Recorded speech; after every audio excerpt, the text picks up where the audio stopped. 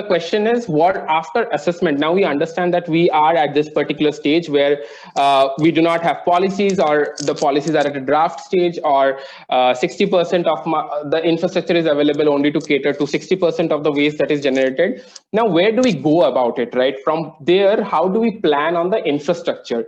And that is where the FSM Toolbox's infrastructure planning tool comes into the picture. Which basically is designed to help you answer the key questions, right? As in, like in the previous, the first slide, which Bitush also shared, that there's a treatment plant of 180 cubic KLD capacity, and then the demand is only, or the amount of fecal sludge that is coming is only like 10 KLD. So I'm like, how do you estimate that? What is the capacity of the treatment plant that you should implement in your city? And that is where this tool particularly helps you with questions. So it helps you with all of these 6 planning tools. So there are basically, if you, for a city, I mean, like we know that we have moved a long way with the SBM program, and but then if a city still wants to plan for household or community toilet construction, it can just select the household and community toilet construction tool or the planning component, and only then the questions related to household sanitation infrastructure and the community sanitation infrastructure then that is accessible to that. So it's all modular basis. And also you can see that the questions that the categories of questions that is then applicable to the particular city. If you want to do a public toilet construction, then only the public toilets are in place. Public toilet questions are in place, and you can also see the number of data points that you need to collect. So if you're looking for a household toilet infrastructure improvement, then only 25 questions at the household level needs to be collected.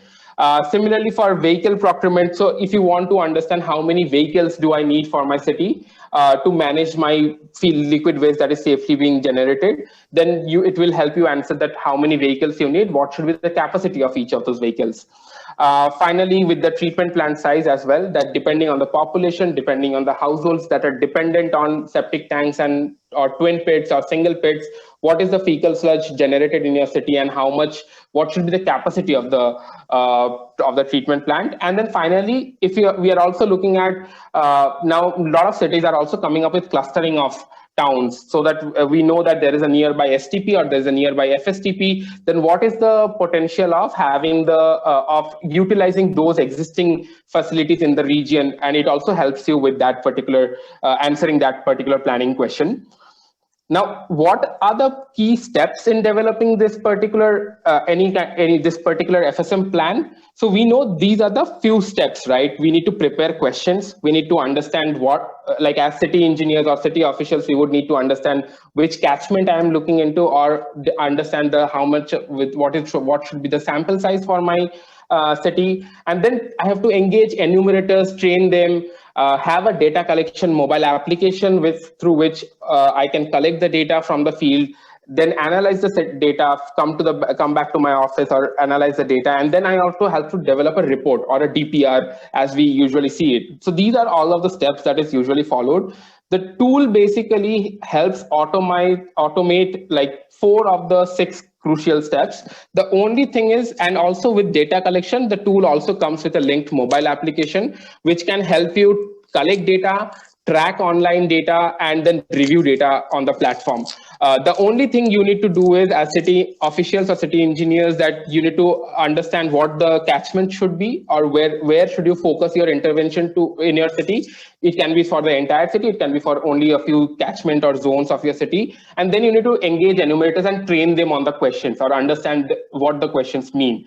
And then, so basically the workflow happens like you can sit on your laptop or your system at your office. You can then add the enumerator's email ID. They will get a notification. Once they accept the notification, you'll be able to send them questions. And then the enumerators can go to the field and collect data. And once they collect data, they can, if they have internet connectivity, they can send the data right then and there. If they do not have internet connectivity, the data gets stored in their local device. They can come back to their office, and then once they're connected to the internet, they can send the data. And then you can look at you can then understand what is how many surveys were there, how many have been completed across each category.